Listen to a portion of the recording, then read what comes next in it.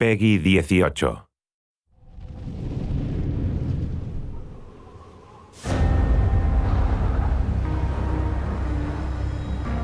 With Company of Heroes 2, what we're really trying to bring is the visceral experience of what the biggest battles of World War II was, and that's the Eastern Front. The Eastern Front was massive in scale, it was brutal, and it provides so much relevance to give each segment of the game that you play its own meaning.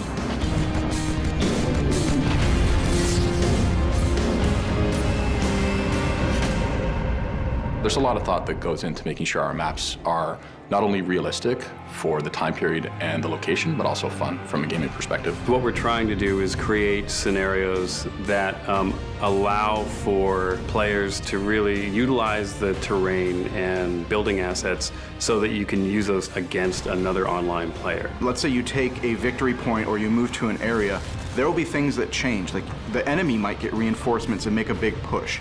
You might get certain reinforcements by losing a point. You can have this battle back and forth, and you can really kind of make your own strategy to like what points you're going to hit. Are you going to like go for the deep VP so you can do some territory control, or are you just going to play a little bit slower of a game? I think the real depth in multiplayer is the commander types. Each one has a different set of abilities that can be used, and each of those sets of abilities has strengths and weaknesses depending on where you're playing or what you're matched up against. So you can really tailor your play style based on what type of play you like. When I first started playing multiplayer, when I started working here, I was just getting greased. The guys from our team, there's a lot of guys on our team that actually like gather for lunch and watch the guys play it.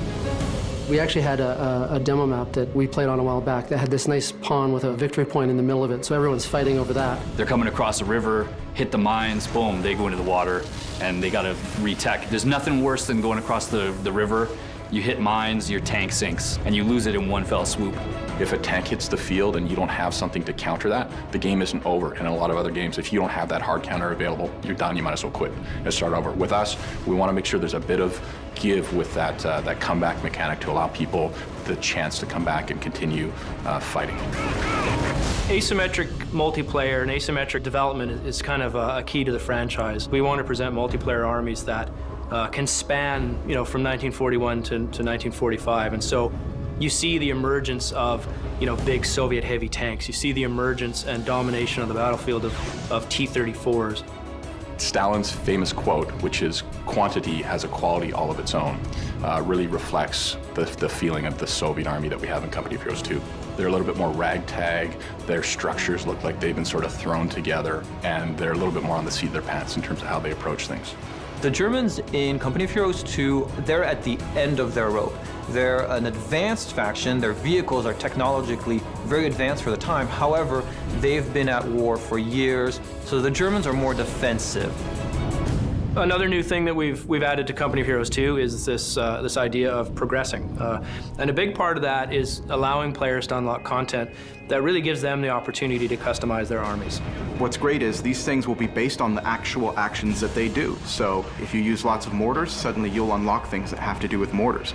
If you like to play with half tracks and move guys around the battlefield, you'll unlock progression elements that deal with that. And they really get to make those choices as to what things they want to take into their next match or their next skirmish. We're also adding what we call intel bulletins, and these were actually leaflets and pamphlets delivered to frontline soldiers that told them how to fight enemy vehicles.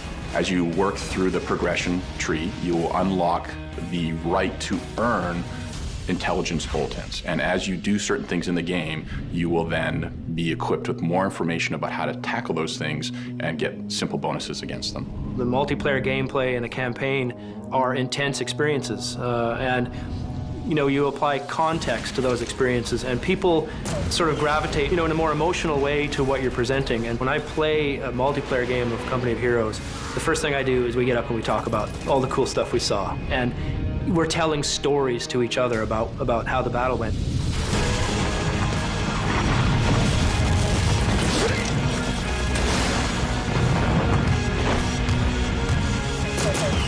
We're all really passionate about the subject matter and really passionate about the work that we put into the game, so I think it's really going to show when people play it.